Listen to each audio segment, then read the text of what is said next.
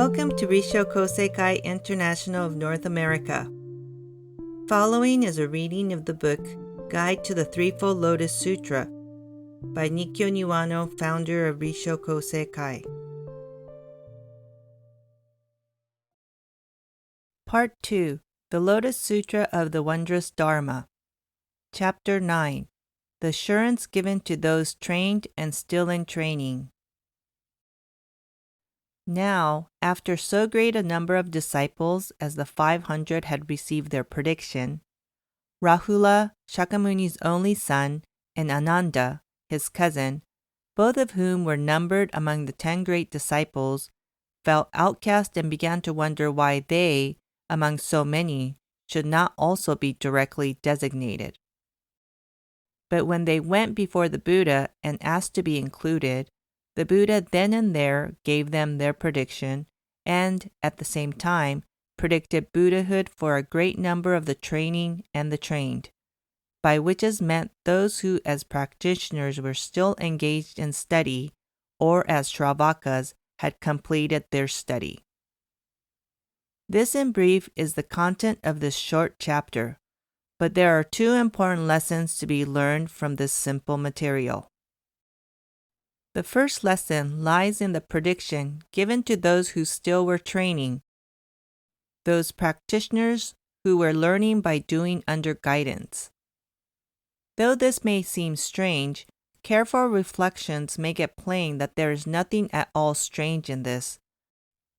For since all people alike are endowed with the Buddha nature, if that Buddha nature is manifest and fully recognized, then all who perceive their Buddha nature may become Buddhas. The second lesson involves the question of why prediction for Rahula and Ananda, among the 10 great disciples, were deferred and was then delivered with the prediction for Shravakas still engaged in study.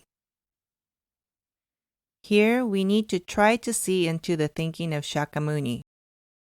Rahula was the son of his flesh, and Ananda was his own cousin.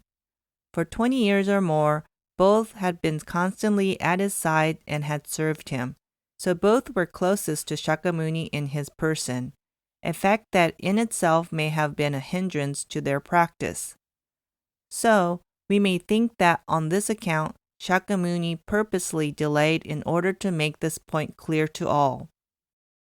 In the case of Ananda, he was always at hand, preparing Shakyamuni's food, assisting him at his bath, and seeing to his person, and so his perception of Shakyamuni's greatness as the Buddha and of his loftiness of his teaching was mingled with that of Shakyamuni as a human being in the flesh.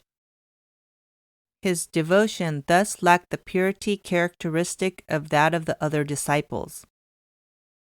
In the case of Rahula, we may have the combination of a son's incapacity to find in a father, however great, the cause for respect that people at greater distance feel, mingled with a certain readiness to take advantage of being the son of such a person.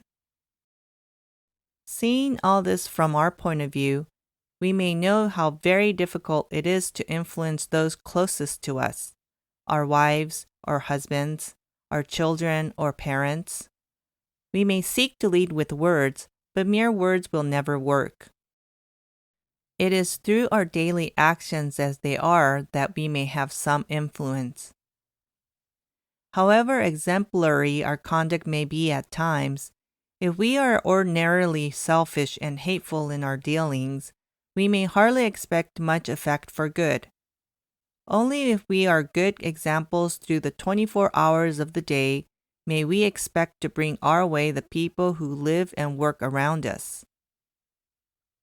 We are told that Ananda and Rahula were slower than the other high-ranking disciples to gain awakening, but it is inconceivable that they should have been slower than the 500 who had received their predictions.